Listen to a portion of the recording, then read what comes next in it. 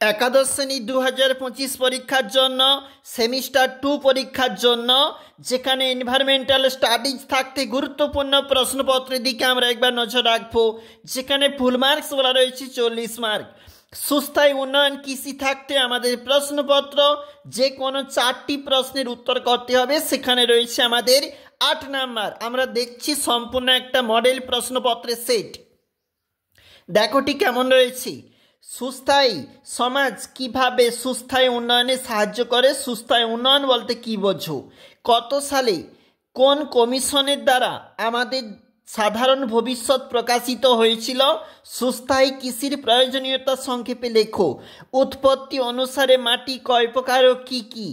শস্য পর্যায় ও ঝুম চাষ কি? অবশ্যই গুরুত্বপূর্ণ, অবশ্যই দেখবি। নিম্নলিখিত প্রশ্নগুলির উত্তর দাও। যে কোনো 4টি বলা রয়েছে 2 গুণ 4। ওপেকের পুরো নাম দেখো, ওটেকের পুরো নাম এবং তার বলেছে প্রয়োজনীয়তা। জীবাশ্ম জ্বালানি কি? উদাহরণ দাও। চিপকো আন্দোলন কি? এর একজন নেতার নাম লেখো। অবশ্যই গুরুত্বপূর্ণ।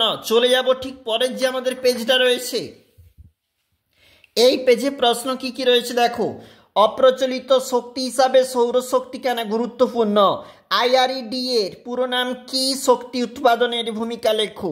সবচেয়ে নিম্নমানের উন্নত মানের কয়লার নাম লেখো। কার্বনের শতকরা পরিমাণ সেটা উল্লেখ করতে কিন্তু হবে।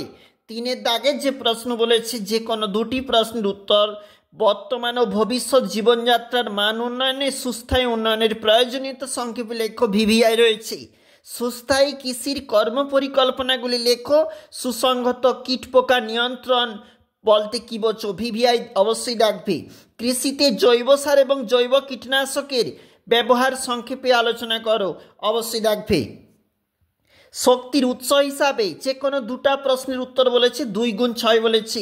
শক্তির উৎস হিসাবে প্রাকৃতিক গ্যাস এবং জলবিদ্যুতের প্রয়োজনীয়তা বর্ণনা করো। বিভিন্ন অপ্রচলিত শক্তিগুলির সংক্ষিপ্ত বর্ণনা করো। 3-এর দাগের প্রশ্ন অবশ্যই ডাকবে। শক্তি সংরক্ষণ এবং ভবিষ্যতে জ্বালানির খোঁজে একজন ভারতীয় নাগরিক হিসাবে তোমার সুপারিশগুলি আলোচনা করো। অবশ্যই গুরুত্বপূর্ণ। আমরা এখন দেখছিলাম এনভায়রনমেন্টাল স্টাডিজ থাকতে একাদশ শ্রেণী সেমিস্টার 2 আরও একটি প্রশ্ন মডেল সেট।